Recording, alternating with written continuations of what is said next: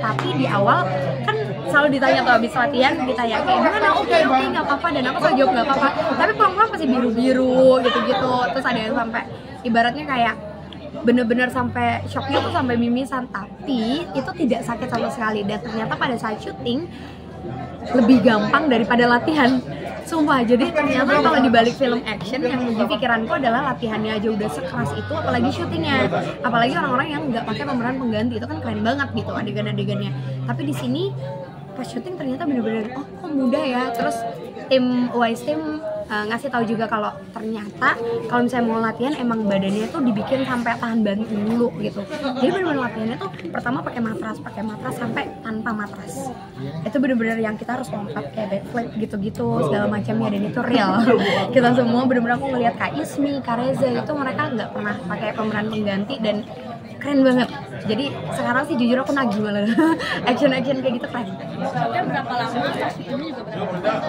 Workshopnya waktu itu kayak kurang lebih 2 minggu, 1 mingguan lebih itu. Untuk syuting, sebelum syuting tuh kita pemeran dikasih waktu istirahat dulu. Jadi dibolehin untuk istirahat dulu, pulang cepat, syuting sehat, besoknya diajar abis-abisan untuk scene yang parah itu, scene actionnya. Syutingnya sendiri di mana? Di Sukabumi. Di Sukabumi. Berapa lama syutingnya? Kurang lebih 2 minggu. Dan lokasinya benar-benar lokasi horor. Jadi kita juga sempat bikin vlog penelusuran asik di mana lokasi syuting film ini benar-benar di pohon yang memiliki penunggunya mirip sama si penunggu di judul film ini.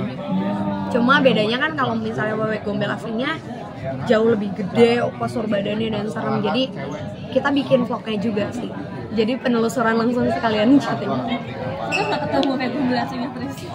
Untungnya scene aku di pohon nggak ada. Jadi aku tuh adanya di rumah yang memang bekas pernah adanya pembunuhan di sana. Jadi emang di Sukabumi terkenal rumah itu emang horor, dan akhirnya kita kulik lagi sejarah dari si rumah itu. Sendiri pada saat bisa melihat makhluk kayak gitu sempat terganggu juga sih dengan adanya kehadiran mereka gitu?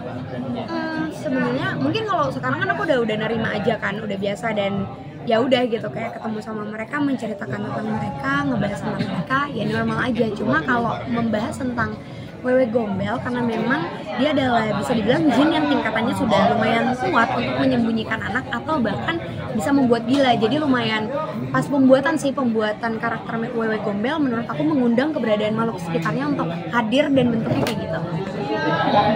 Ada gangguan-gangguan sebenarnya pengalamannya? Gangguan paling kesurupan, ada yang kesurupan pas lagi syuting, pemain ada yang kesurupan, terus juga gangguan di set ngedengar suara. Jadi kayak timnya dapat gangguan suara, tapi selebihnya untungnya berjalan lancar sampai selesai. Fitri, maaf kalau ngulang, di sini perannya jadi siapa dan seperti apa sih perannya? Aku berperan sebagai Poppy, sahabatnya Anissa, dan sama kayak Prisly bisa melihat keberadaan mereka. Oh. Tantangannya ada berarti ada secara peran sendiri. Tantangannya yaitu cuma dapat action yang memang dari awal aku sama sekali tidak punya basic action, nggak pernah latihan yang kayak gitu. Sampai akhirnya di sini tuh kita emang nggak pakai pemeran pengganti, yang diawali pakai matras sampai tanpa matras, dan untungnya Wise Team itu menjaga kita benar-benar aman. Malah jadi nagih deh sekarang action. Banting-bantingnya bagaimana? Iya, emang nanti ada salah satu scene yang itu harus banting-bantingan, lompat lah segala macem, dan latihannya juga memang kayak gitu. Pertama kali buat visi sendiri nih. Pertama kali. Yang menguras fisik gitu. Pertama kali.